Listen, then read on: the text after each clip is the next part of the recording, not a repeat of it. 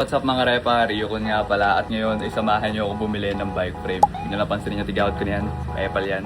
Pero ngayon, sa video natin na to, hindi lang basta bike frame bibili natin. Ito ay special lalong-lalo na sa ating Pixie users, sa Pixie community. Kasi ito ay yung Manila Animal Jeprox mga repa. Ano sana namin mag-meet up kaso ang problema, sama ng weather, ulan. Sa MOA sana kami.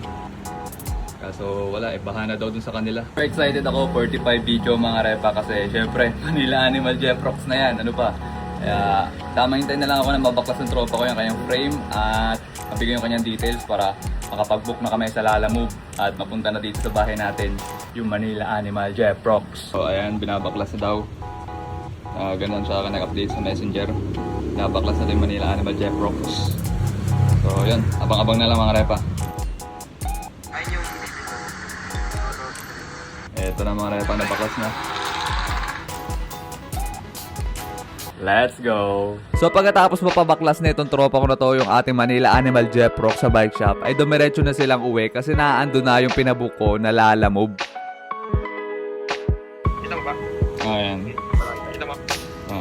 On the way na sa Makati. Ito yung kasi niya to lang. Yan lang yung malaking gasgasan na wala naman dent yan. Wala. Check ko na lang pagdating dito. Ayan na mga repa, papunta na dito sa Makati ang ating Manila Animal Jeprox. Abang-abang na lang tayo. At weather check. Maulan pa din pero hindi naman ganun kalakasan. Ox naman. Yes na, dito na mga repa. Ito, maulan pa. Tara. Window. Ayun. Tara. Awit maulan. Ayun ang frame. Eto na, Manila Animal.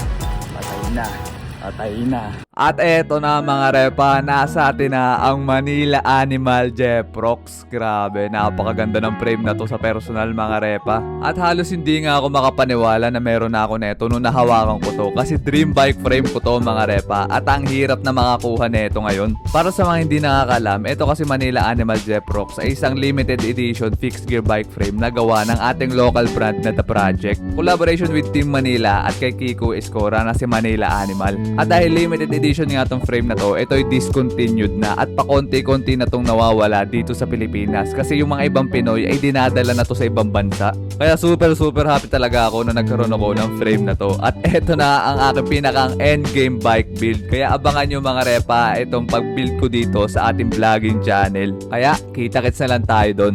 Peace!